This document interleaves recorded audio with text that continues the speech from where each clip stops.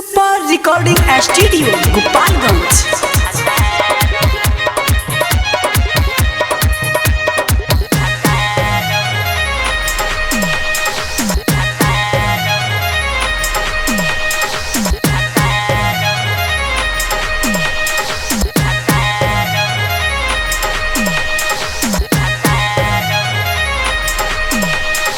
Mixing by Javed Akhtar.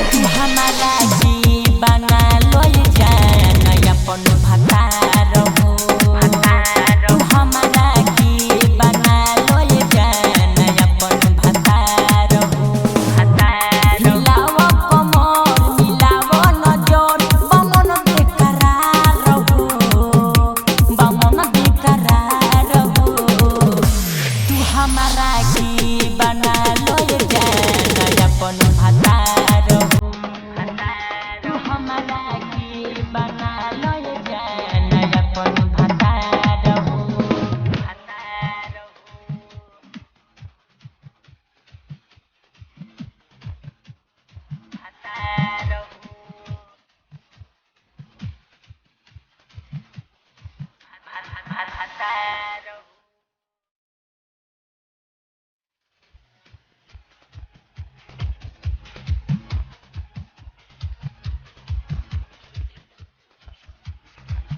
जब से आई बारू नचे बाते कहतानी सचे जाने भइल बाबूरा हाल हो। केहू हाथावा के खींचे केहू गलिया के नीचे गाल भइल बा तोहरो लाल हो। सिखा दो सामान कहिले जान ई मन बा तुहार हो। ई मन बा तुहार हो। तू हमारा के बना लो जान अपन भतार हो। तू हमारा के बना लो जान अपन भतार हो।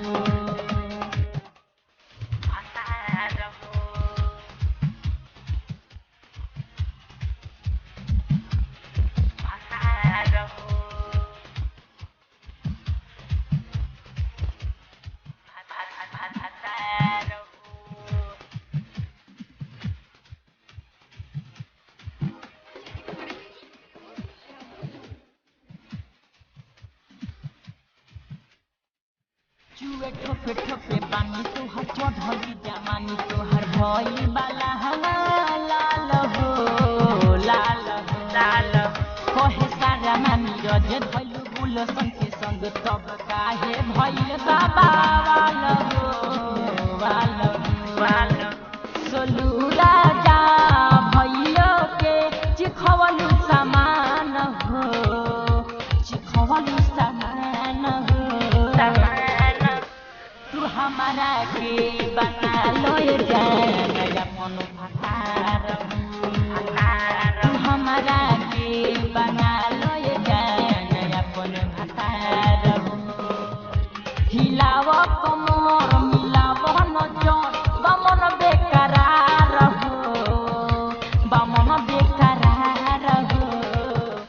तू हमारा के बना लो जान अपन